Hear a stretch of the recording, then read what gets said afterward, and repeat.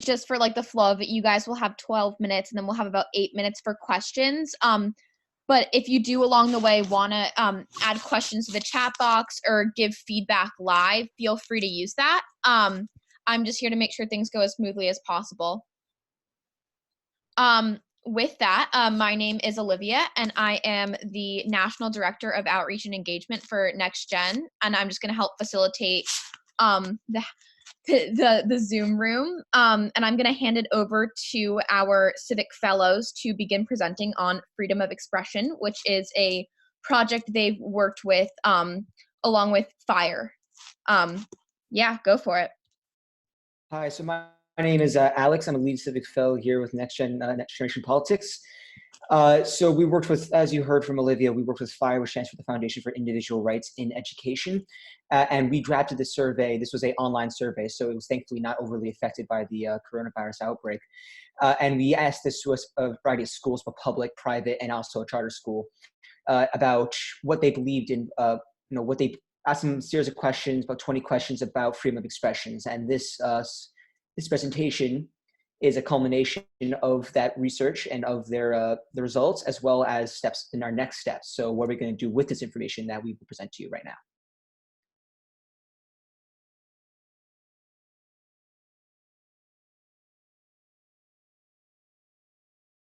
Sorry, I had to unmute myself. So our investigative question was, are we properly informed about our rights to free expression in schools? Freedom of expression. FIRE stands for the Foundation for Individual Rights in Education, and they're an organization that works towards protecting the free speech rights of students around the country. And free expression is defined as the rights of an individual or group of individuals to freely express their beliefs, thoughts, and ideas without censorship from the government, and this is protected under the First Amendment. Historical conflicts in freedom of expression. An important case in freedom of expression is Tinker versus Des Moines, and it ruled that students did not lose their First Amendment rights to freedom of speech when they stepped onto school property, but this is only for public schools. So we took a survey of high school students, and we had 133 total responses, and we had 61.7% private school responses, 36.8% public school students, and 1.5% were charter school students. So one of the most fascinating aspects of our survey was the fill-in responses that we received from respondents.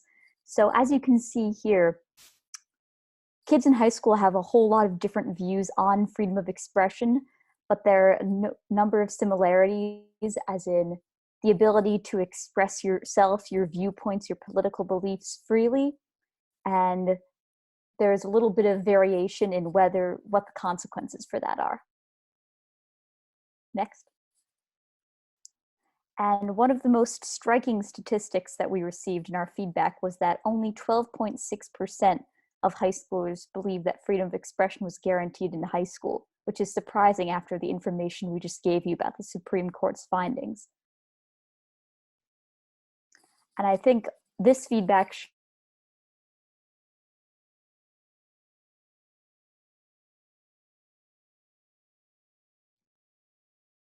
Did Catherine's video Yeah, raise I something else? can't hear her. Okay, well, as violations of their freedom of expression, and this is something that the high school population is definitely thinking about.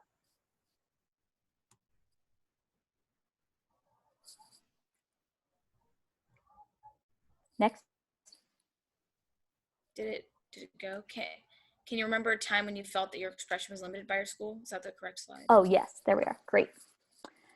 And this feedback that we received, as in people often feel when their ideas and viewpoints are in the minority, they feel silenced and unable to speak, were compelling but unsurprising to our group. Especially, I know at my school have had the experience that kids of different viewpoints from the majority often feel that they cannot speak, which is a situation that needs to be addressed, because the only way you can figure out if your ideas hold water, what you truly believe, is to have them challenged in conversation and to learn more via classroom debate.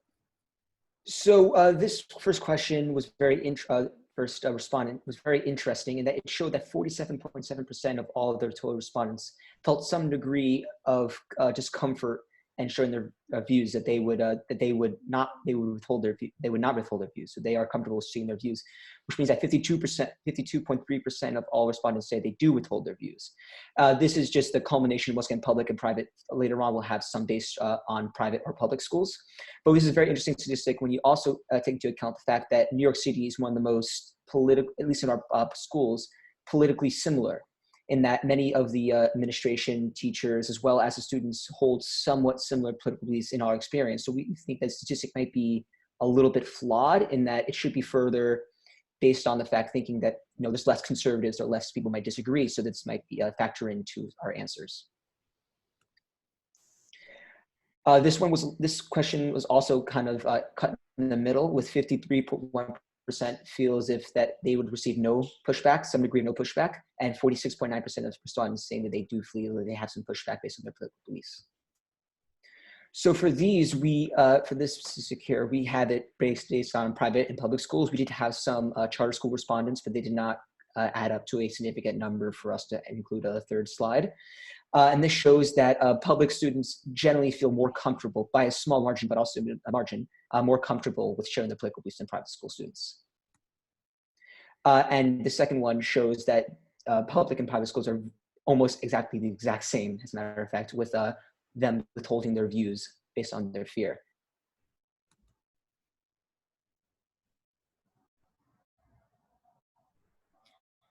So our next question is there a scenario in which a student should be silenced for their political beliefs? And 43% of the respondents said no, which is the minority.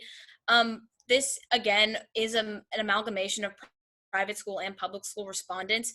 So in private schools, one might be more likely to be silenced because they aren't afforded the same rights as public school students are when it comes to freedom of expression. But it isn't interesting to see that, to Alex's point before, that a lot of the time we might agree because our schools are like politically homogenous, and like a lot of people might hold a specific viewpoint, so they might be more inclined to silence somebody or disagree with somebody who doesn't agree with them.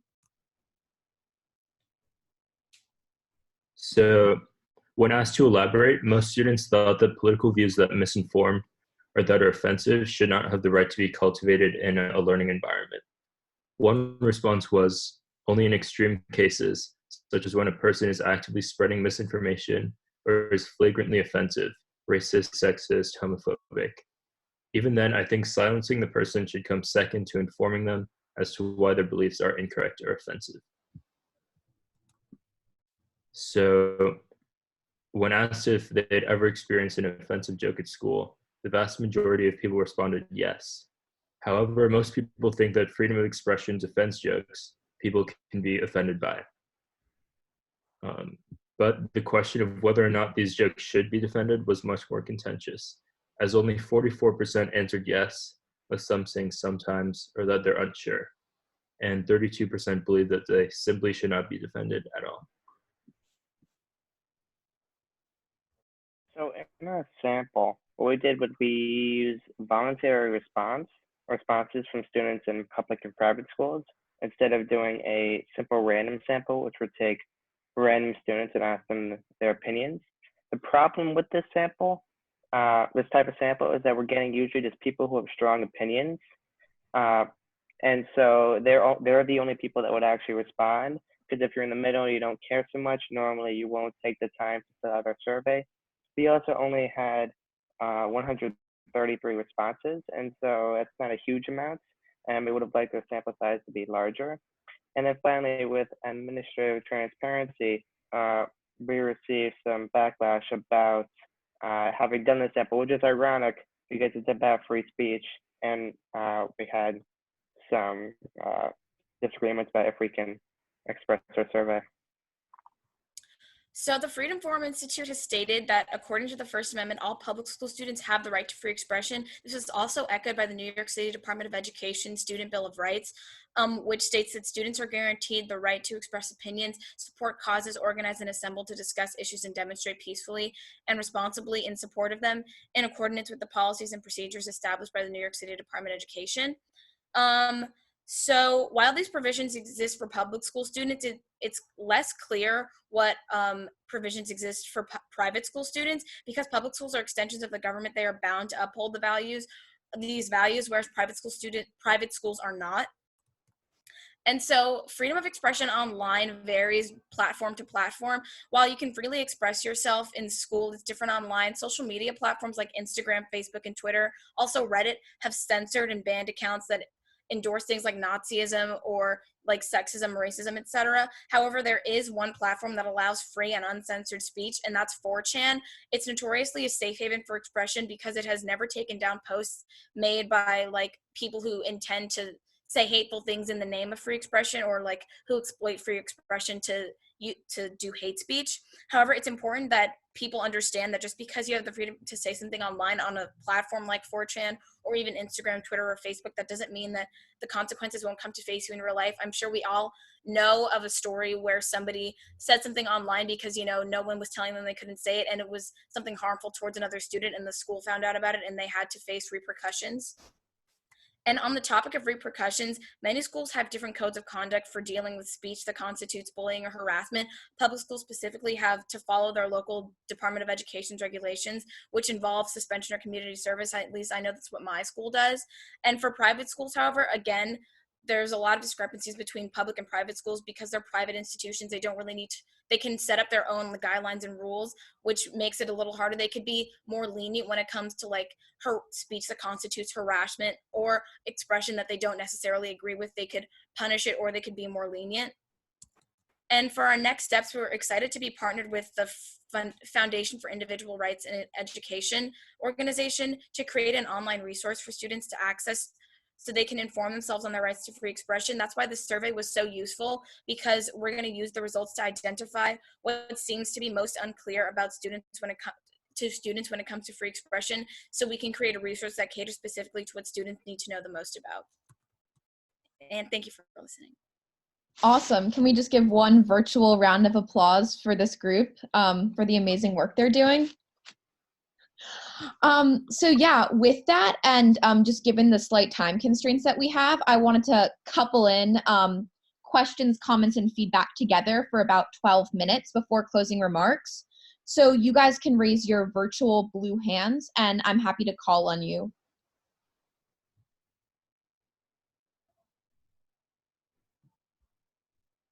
Does anyone have any? Oh, awesome. Okay, Will, go for it. All right, how about now? Can you hear me? Okay, great. Yeah, I just want to say really great work, everybody. That was awesome. You know, this is a notoriously tricky subject, as some of these answers indicate. And I love the enthusiasm and clarity with which you dive right in. You know, it's hard, and I'm reminded every time I come to do a Next Gen event that free expression, depending on how you phrase it or where you stand on it or what the issue involved is, can be really, really difficult. I mean, I know my colleagues and I at FIRE wrestle with these questions every day, and sometimes you take them home with you a little bit and you keep thinking like, boy, the First Amendment, you know, it protects our right to fight for freedom and change the world. It also protects the rights of a lot of people I don't agree with, right? So it can be really tough. And as I've said in those sessions, I'll just say again here, you know, I'm always optimistic after leaving a Next Gen event, because I think if you can understand the importance of standing for principle, for defending the rights of even people who don't agree with you, and trusting that you will get the better of the argument in the long run, then you are miles ahead. And I trust all of you to take that message out. And I think that the research you did here is really an interesting first step into seeing, you know, the kind of work that we still have to do. So I'll shut up there, but really hats off to you. Yeah, thank you so much for that, Will. I was just going to go to the chat for questions, so we can work on that, and then the Civic Fellows can respond. But to Bonnie Snyder's question, what surprised you guys the most about your results? I was going to say I was really surprised by the section that asked about jokes and offensive jokes, because it seemed really dissonant for people to say that they had experienced jokes that had affected them negatively or that they found personally offensive, but that people like also couldn't really tell whether or not they they couldn't decide whether or not offensive jokes shouldn't be protected by free expression, because like Will said before, like free expression is very paradoxical in that like it can allow us to like do a lot of positive things, but it also allows people to say things that we might find offensive or find negative. So I thought that that was interesting, that people like either said that they were offended by jokes but also couldn't decide whether or not offensive jokes shouldn't be allowed to be like protected under free expression. I just think that that speaks to a larger issue of, not issue, but like a larger conversation that could be had around like, well, why do we like what we can't make something universally offensive to all people. I just think that that was interesting. What I found most interesting is maybe particularly odd for me is just how the discrepancy in the responses with specifically the statistics on how do you feel about withholding your opinion and whatnot. And, you know, generally speaking, on the margins, New York City is one of the most politically homogenous school systems and cities, you know, for a city of this size. But even so, looking at the charts here, I don't think we're sharing the screen right now, but how you have, for the first one presented, sometimes I withhold my views because I'm worried about how others will react, how 9% respondents felt so extreme, and then another 19% felt the exact opposite extreme, and how you think in a school system where it's supposedly so homogenous, you wouldn't get this variety of results, which is really interesting to me. Okay, awesome. We're going to do one more from the chat, and then Jerry, I know you had your hand up, but there's just a question that I thought was really jazzy that I wanted to ask the fellows, which is from Beck. Do the fellows have any recommendations for educators to help their students feel free to exercise their rights to free expression, especially of their political views in school? At my school, I think one of my teachers has a sign in his classroom that says like no opinion is a bad opinion as long as it's respectful. So I think just hammering that into students' minds, like especially if you're in like a history or an English class where you can get into like political and social issues that like might be touchy to some groups of people, like just like as an educator, making sure you express that like this isn't like a space to judge, it's just a space to share opinions as long as they're shared respectfully, and that like discourse is always encouraged as long as it's respectful. Yeah. Does anyone from a private school want to add something to that? Sure. I mean, I think that politics and political engagement, current events should be a sizable part of history courses because they just align so perfectly in my view. And I think it really depends almost on the teacher whose classroom you're in, whether or not you'll be able to express those views. But I think the best way for kids our age to become politically active, to become engaged and informed, is for us to have these kinds of discussions in class. And so I would hope that teachers, like many that I've had many positive experiences discussing politics and current events in the classroom. I'd hope that teachers would be open to these types of discussions and invite them, in fact, once we learn something that connects to them. Awesome. Jerry, go for it. Great presentation. I'm wondering, A, if FIRE collects and tracks policies across universities and colleges for freedom of expression, and if as a result of this work that you've all done, if you've looked at those and perhaps reconsidered going to a university based on these policies. Yeah. Will, I'll hand that one over to you too. Yeah, I'll jump in first, and that's a great question, Jerry. Tees up very nicely me pointing everybody to the fire.org, THEFIRE.org /spotlight. I'll write that in the chat. That's our survey of policies impacting student expressive rights at over 450 institutions. So we absolutely do maintain that kind of database. The one point I'll make, though, is that those are the policies written on paper. You'll note that quite a few of them, in our opinion, violate First Amendment standards at public universities or promises of free expression at private universities. So there are a lot of problems. That being said, they don't necessarily denote how those policies are applied in practice. So you'll have some schools that have great policies, but maybe they are enforcing them badly, or vice versa. Maybe you'll have some schools that have terrible policies on the books, but those policies aren't being enforced, which is not a good thing, by the way. We'd want those policies to be clean in the first place. But yeah, by all means, that's a great idea. And we often encourage students to know before you go. Figure out what school you're going to, and then take a look at their policies. Some schools that talk a good game about freedom of expression, like Liberty University, for example, in practice, they censor a lot of student expression, particularly at Liberty, the student press. So it's worth doing a little bit of homework beforehand. Also, I think it is.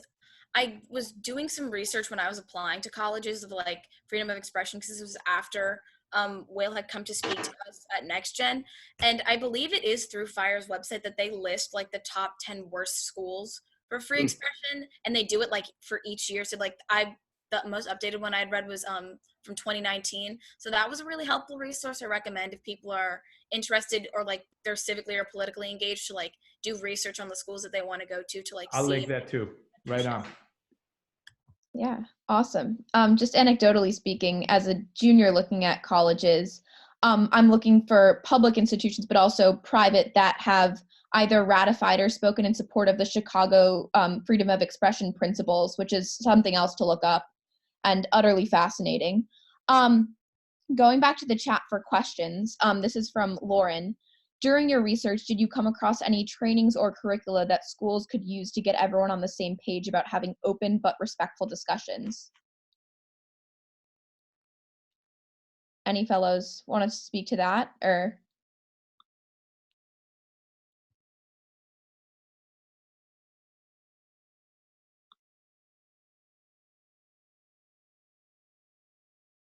There is this website that I had come across like when I was trying to come up with questions like on our off time, like not when we were in the forums, and it was from the training industry, like trainingindustry.com, and it's called The Importance of Diversity of Thought, which is, it's basically just an article about how like not only just like as educators but as like people in general, how like it's important to create spaces that like have diverse opinions, because like there's no growth and understanding that comes from having like people with like the same ideas. It doesn't really go through like specific practices. It does discuss like in the workplace like diversity and hiring, because like people with different lived experiences, which I think I saw a question about lived experiences in the chat, like they might have different perspectives, and that can only serve to be beneficial to like the environment that you're trying to create.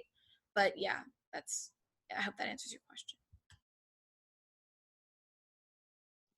Yeah, and we can go to that question now. I believe it's from Semica. How do you help students manage the difference between some people responding via intellectualizing a topic versus living experience with the topic? Juliana, you can start with that one.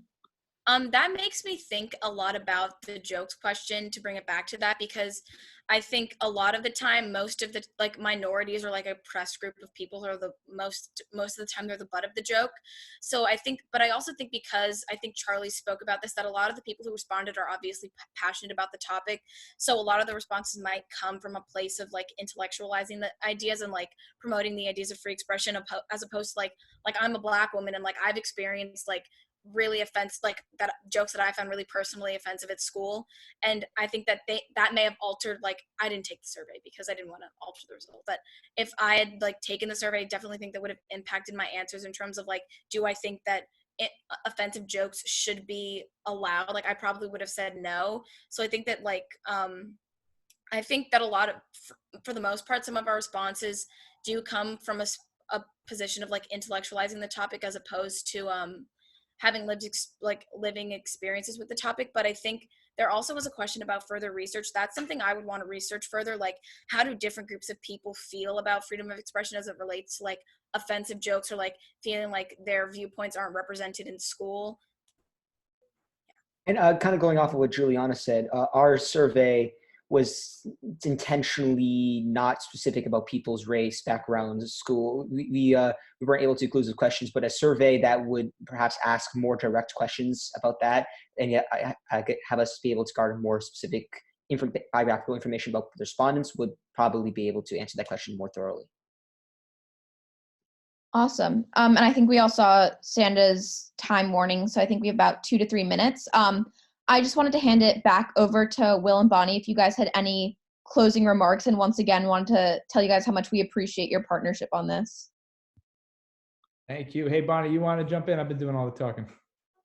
Yeah, thank you so much. And I really appreciate not only that you took on this challenging topic, but also that you undertook a survey, which is very ambitious. It's a lot more tricky than it appears when you read a survey, and it's really kind of graduate level research. So I'm impressed that you undertook to do that. And I understand that you ran into a few bumps along the way, but you persisted and you completed it. And this information is very valuable to FIRE because we get a lot of qualitative at the K-12 level information, but this is, I think, our first quantitative data that we've been able to view, and this will help to inform what we do in the future. So thank you.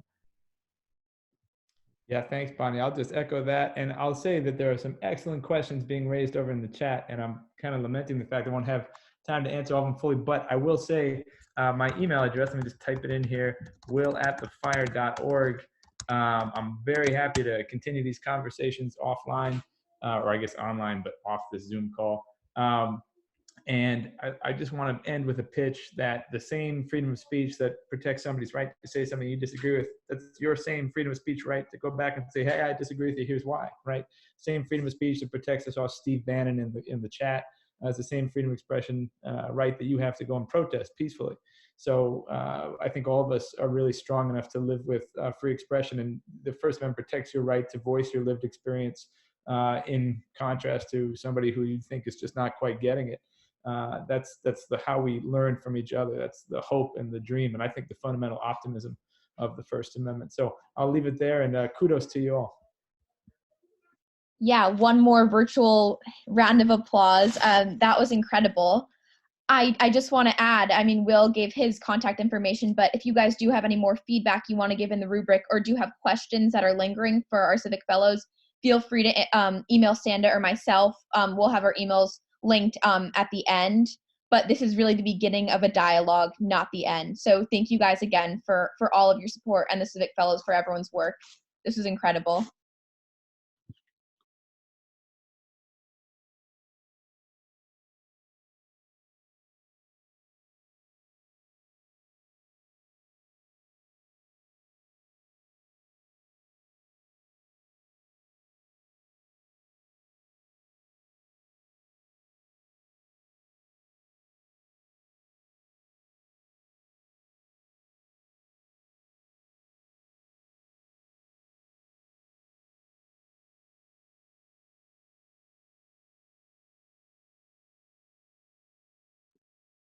Guys, just a reminder, when you leave the breakout room, to go back to the main room, don't exit, so we have everyone still for closing.